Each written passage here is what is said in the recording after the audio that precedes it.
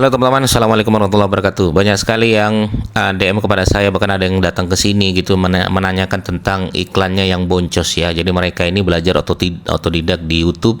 Kemudian tiba-tiba datang ke sini, janjian sama saya, bilang, Mas Didik, iklan saya merasa boncos dan apa yang harus saya lakukan? Apakah saya harus privat dan bagaimana tanggapan saya? Oke.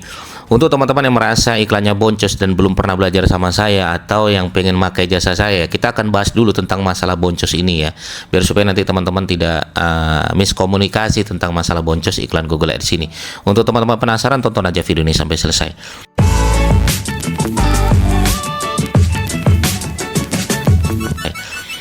Oke ya, iklan boncos ini ya, pertama saya pengen teman-teman harus evaluasi bulanan dulu, itu dulu ya. Jadi teman-teman harus berani mengevaluasi bulanan.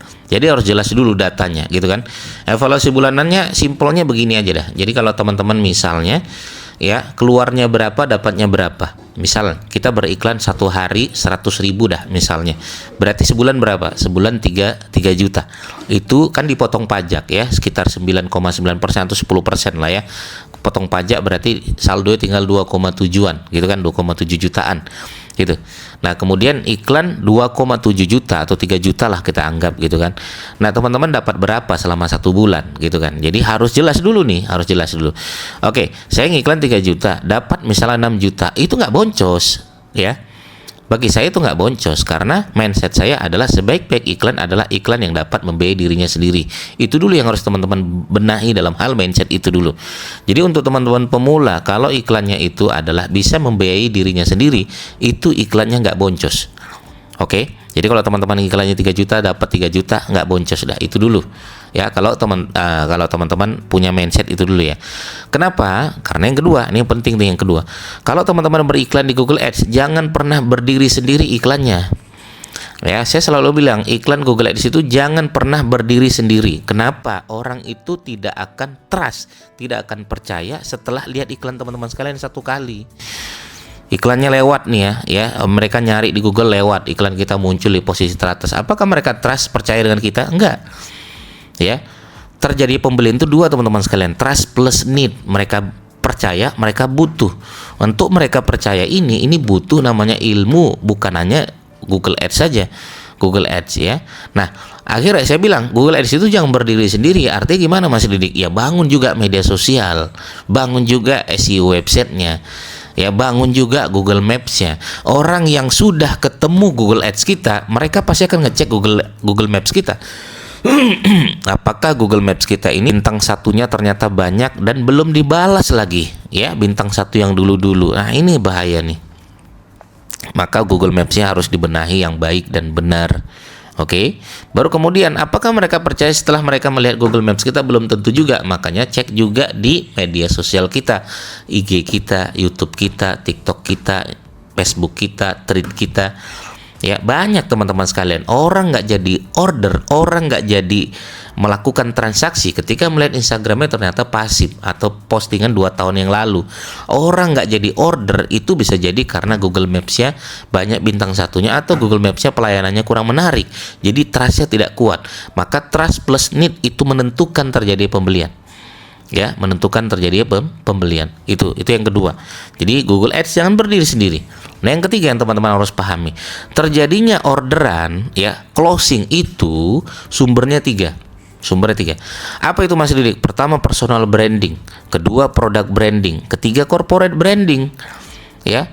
Maka kalau ada sosok personal branding itu penting sekali untuk teman-teman pahami gimana caranya orang lain bisa tertarik untuk membeli produk teman-teman sekalian, memutuskan untuk terjadi closing.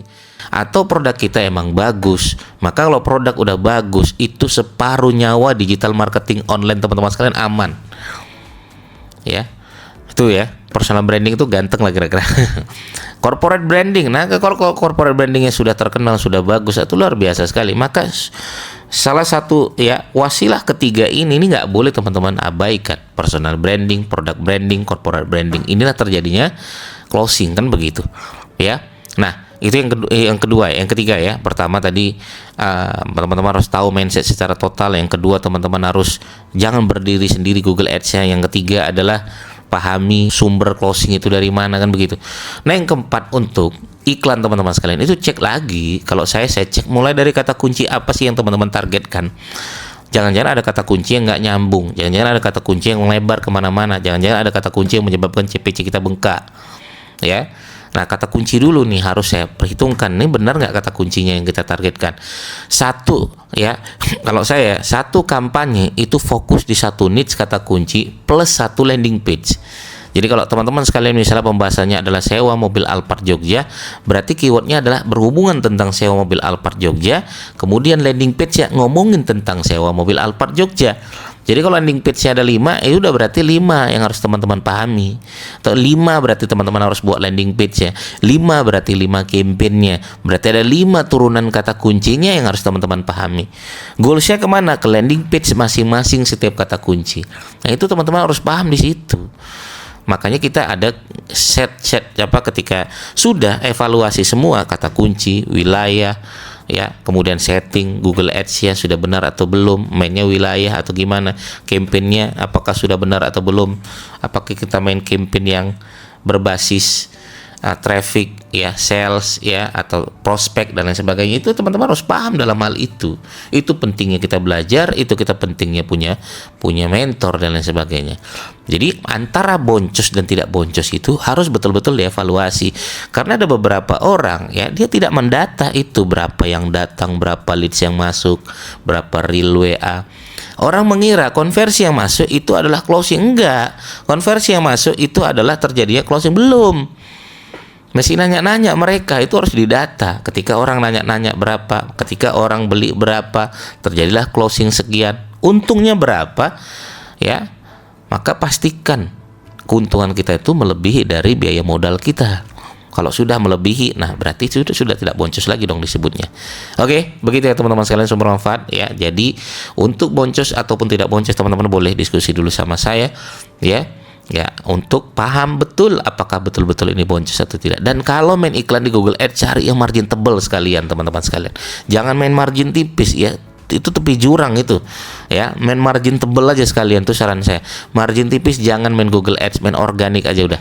Dan saya tidak setuju juga dengan bisnis-bisnis yang margin tipis teman-teman sekalian. Fokus aja margin yang tebal-tebal ya, agar iklan kita bisa bermain di sana begitu. Oke? Terima kasih teman-teman sekalian, semoga bermanfaat. Bagi teman-teman bertanya silakan langsung aja bertanya di kolom komentar kami. Assalamualaikum warahmatullahi wabarakatuh. Bye bye.